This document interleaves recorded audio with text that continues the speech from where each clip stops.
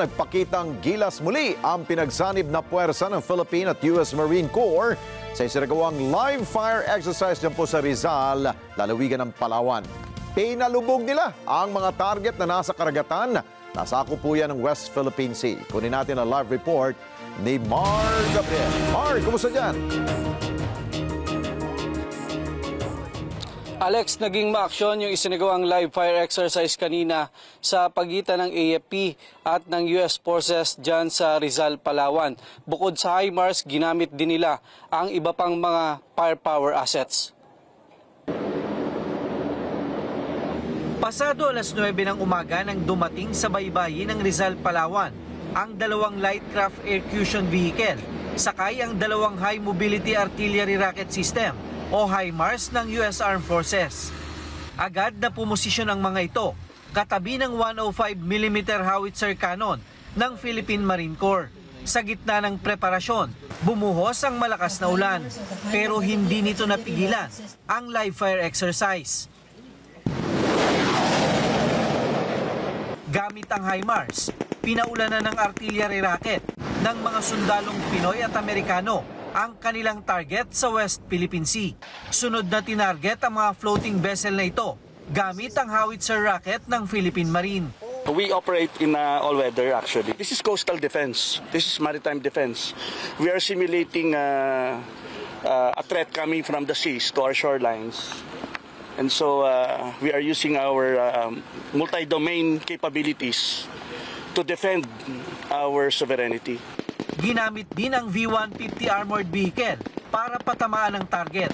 Nagpaulan din ng bala ang assault team na nakaposisyon sa paligid.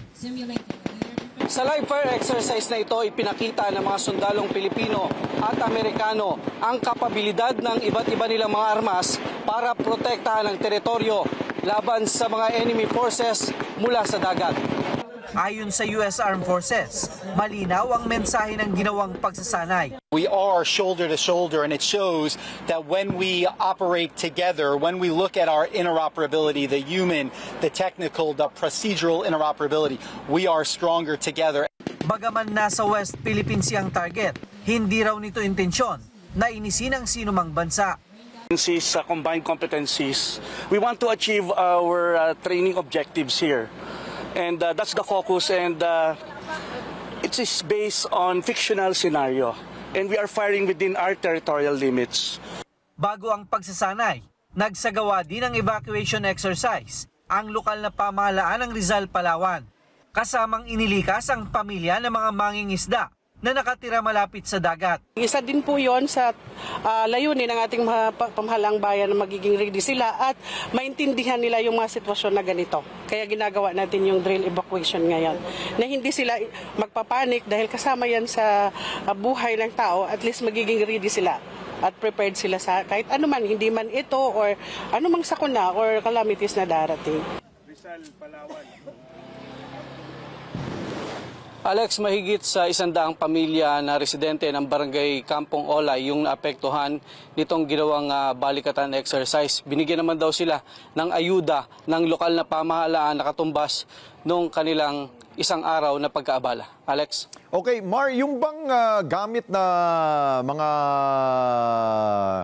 mga missile na yan or anything, no?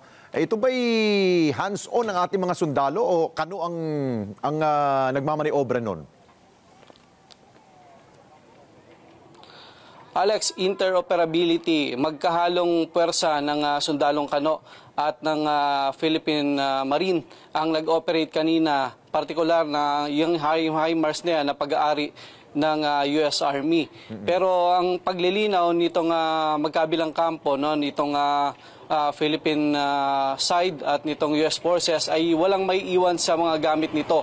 Pagkatapos daw nitong balikatan exercise, lahat itong mga asset na ito at lahat ng personnel na i-deploy para sa balikatan ay sabay-sabay ding aalis sa bansa. Alex? Sayang naman yung mga gamit na yan, no? Yan yung kulang natin, eh. Kailangan natin yan. By the way, Mar, ano bang sinabi ng US Forces dyan sa capability ng mga sundalong Pilipino?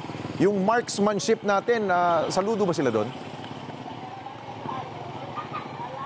Yes, Alex, bagamat 105 howitzer yung ginamit kanina, no, malayo doon sa teknolohiya na gamit nilang HIMARS, napabilib sila dahil nga asintado at sa pool yung mga target na pinatamaan nitong ating mga 105mm howitzer. At ang sinasabi naman ng AFP, may mga nakaplano na rin o kasama sa wishlist nila yung pagbili ng mga makabagong armas, gaya na nga yung ginamit na HIMARS kanina dyan sa live fire exercise. At siguro panghuli, Mar, ito na ba yung huli? Wala na magkasunod para makatulog na mahimbing yung ating mga kababayan dyan.